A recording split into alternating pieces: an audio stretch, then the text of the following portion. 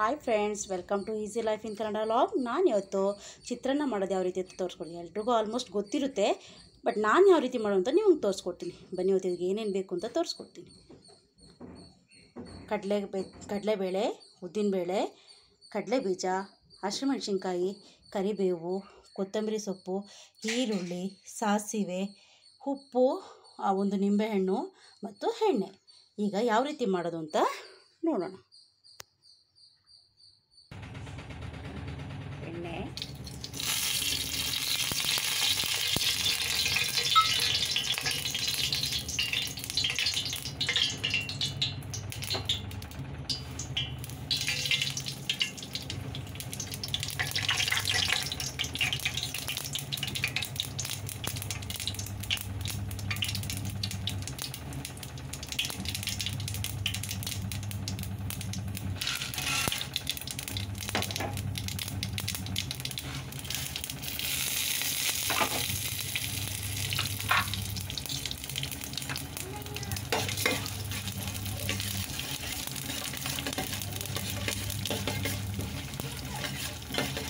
ತುಂಬ deep fry ಮಾಡ್ಕೋಬೇಡಿ friends, ತುಂಬ ಕರ್ರಗಾದ್ರೆ ಚೆನ್ನಾಗಿರಲ್ಲ, ತಿನ್ನಬೇಕು ಕೂಡ.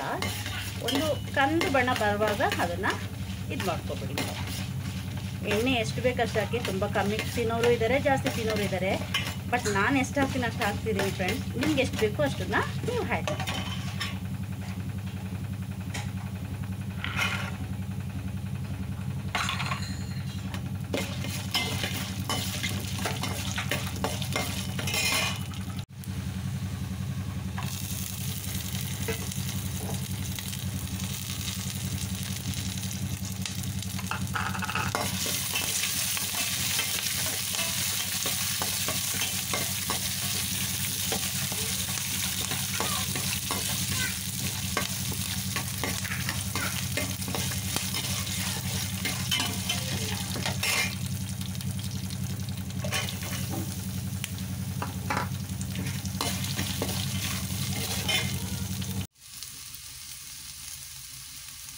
ನಾನು ಅರಿಶಿನ ಪುಡಿ ತೋರಿಸಿರಲಿಲ್ಲ, ಒಂದು ಸ್ವಲ್ಪ ಅರಿಶಿನ ಪುಡಿ ಹಾಕ್ಕೊಳ್ಳಿ.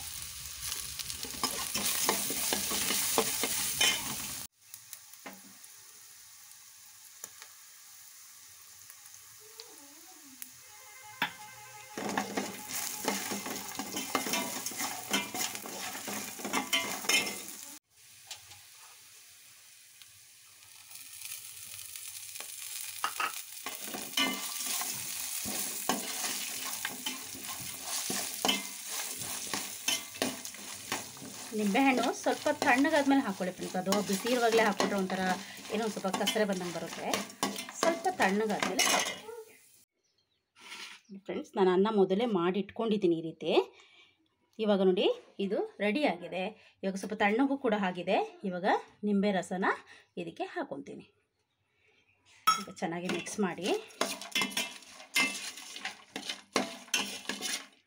ನಾವೇನು ತೆಗೆದಿಟ್ಕೊಂಡಿದ್ದೋ ನಿಮಗೆ ಎಷ್ಟು ರೈಸ್ ಬೇಕೋ ಅಷ್ಟು ರೈಸ್ ಹಾಕ್ಕೊಳ್ಳಿ. ಹೀಗೆ ಹಾಕ್ಕೊಂಡು ಚೆನ್ನಾಗಿ ಮಿಕ್ಸ್ ಮಾಡ್ಕೊಳ್ಳಿ.